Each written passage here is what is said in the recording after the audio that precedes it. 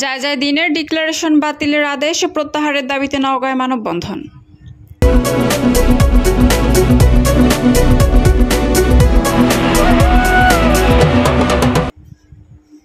আসসালামু আলাইকুম।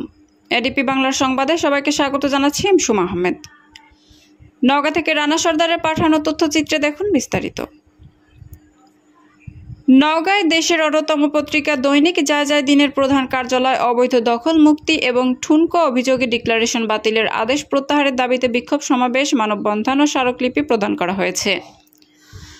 মঙ্গলবার সকালে জেলা শহর মুক্তির মোড়ে জেলায় কর্মরত সর্বস্তরের সাংবাদিকরা এই কর্মসূচি পালন করেন।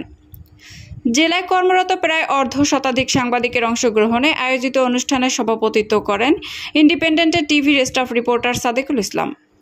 বক্তব্য রাখেন ইউনাইটেড প্রেস ক্লাবের সভাপতি সাব্বির আহমেদ, সময় টিভির স্টাফ রিপোর্টার MR রকি, ডিবিসির নওগাঁ প্রতিনিধি একে সাজু, এশিয়ান টিভির নওগাঁ প্রতিনিধি রাশেদুজ্জামান, ATN নিউজের নওগাঁ প্রতিনিধি আব্দুর রকিব। মানববন্ধনে আরও উপস্থিত ছিলেন এখন টিভির নওগাঁ প্রতিনিধি আব্বাস আলী, দীপ্ত টিভির নওগাঁ প্রতিনিধি আব্দুর রৌফ রিপন, দেশ রূপান্তরের প্রতিনিধি পারভেজ রহমান, যায় দিনের আত্রাই প্রতিনিধি ওমর ফারুক, মান্দা প্রতিনিধি মাহবুবুজ্জামান সেতু, সোনালী কণ্ঠের স্টাফ রিপোর্টার সাইফুল ওয়াদুদ, বাংলাদেশ সমাচারের নওগাঁ প্রতিনিধি আসাদুজ্জামান। এ সময় বক্তারা অবিলম্বে যায় দিনের পত্রিকার অবৈধ দখলমুক্ত ও ঠুনকো অভিযোগ ডিক্লারেশন বাতিলের আদেশ প্রত্যাহারের দাবি জানান। পরে যায় দিনের জেলা প্রতিনিধি রুহুল আমিন ও ইউনাইটেড প্রেস ক্লাবের সভাপতি সাব্বির আহমেদ জেলা প্রশাসকের মাধ্যমে তথ্য উপদেষ্টা বরাবর একটি স্মারকলিপি জমা দেন। একজন নামকরা সিনিয়র সাংবাদিক, বর্তমানে তিনি পরে আবার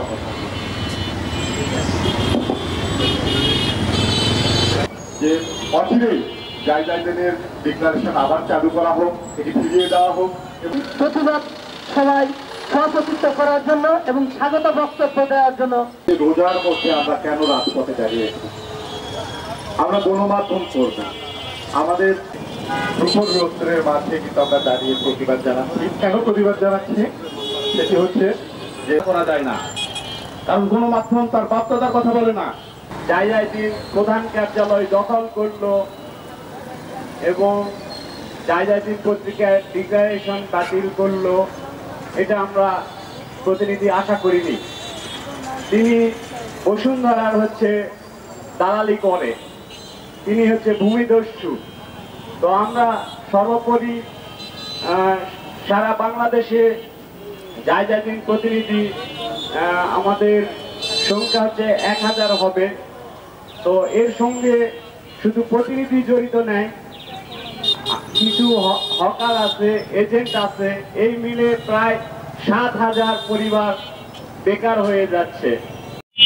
দাবি আমাদের একটাই, আমরা কেন রাজপথে দাঁড়াবো? আমাদের মূল দাবি যায় দিনের ডিক্লারেশন বাতিল আদেশ প্রত্যাহার করা হোক, এটাই আমাদের দাবি। অবিলম্বে দাবি আমাদের পূরণ না করা হলে আমাদের বৃহত্তর কর্মসূচি